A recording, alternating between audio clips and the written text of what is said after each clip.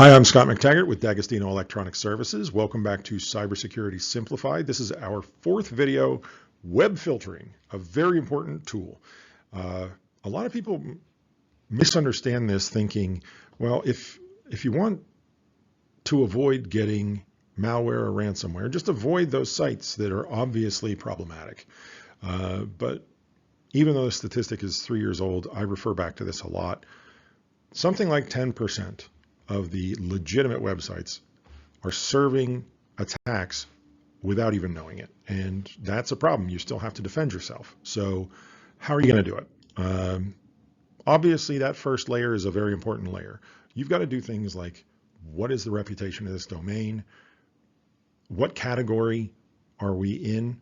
The example I often use is pirated content websites. If you are on that site, you are asking for trouble. There are so many different ways in which your device and your network can be compromised. It is not a good idea. So the way a human makes this decision, fairly straightforward. A web filtering service allows you to automate that so that you don't have to sit and think every single time. You don't have to manually intervene. This is happening on the fly. The next layer is an AI inspection, even down into an encrypted traffic source. So we're watching what's going back and forth with the intent of intervening when something starts to look sketchy in real time.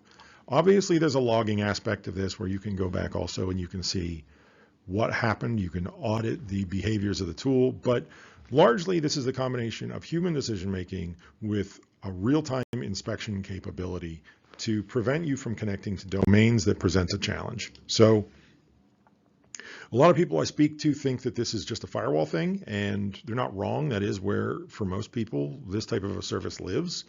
If you remember, at DES, we talk a lot about the Fortinet security fabric, the fabric being an information sharing methodology across the silos so that whether you're talking about a firewall or EDR or email, or in this case, web filtering, this information is being shared. So in the Fortinet security fabric, the product is called FortiGuard Web Filtering Service. And yes, you can absolutely run it on that on-premise firewall, but you can also deploy it across the entirety of your software-defined wide area network. You can literally protect your remote workers at home. You just have to configure it that way. And if you go so far as to add Fortinet's wireless, you can go so far as to filter what's going through the access point, which I just think is tremendously cool. It's now built in through the entirety of the network. So next up, we're going to talk about network access control. Speaking of really cool, this may be my favorite part of the conversation. That's our next video. I hope you'll check it out.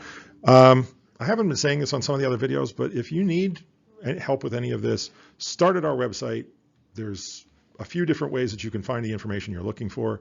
And of course, you can always reach out for help.